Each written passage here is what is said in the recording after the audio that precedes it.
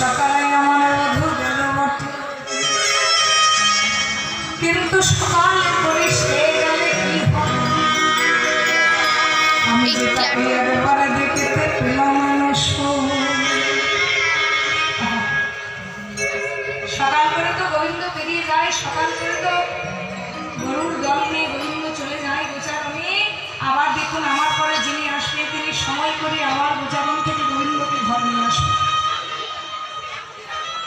আমরাও ঠিক সকাল সকাল বাবা এই নবলক্ষ নিয়ে আসি। শ্রবণান কীর্তনান শ্রবণান বন্দনান বিশ্বপাদ সেবনান অর্চনান সাক্ষ্য দর্শ আত্মা নিবেদন। তাই 9টা লক্ষ নিয়ে আসি। গোবিন্দ যখন আবার নবলক্ষ ধেনু নিয়ে সময় মতো ফিরে যায় বাবা, আমরা আবার সব ধেনুগুলোকে হারিয়ে বসে থাকি।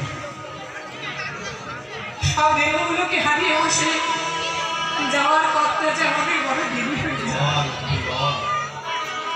এই আসা যাওয়ার মাঝখানে যেটা গোবিন্দ যেমন আসা যাওয়ার মাঝখানে নিজে খেলে আর জগৎকে খেলায়,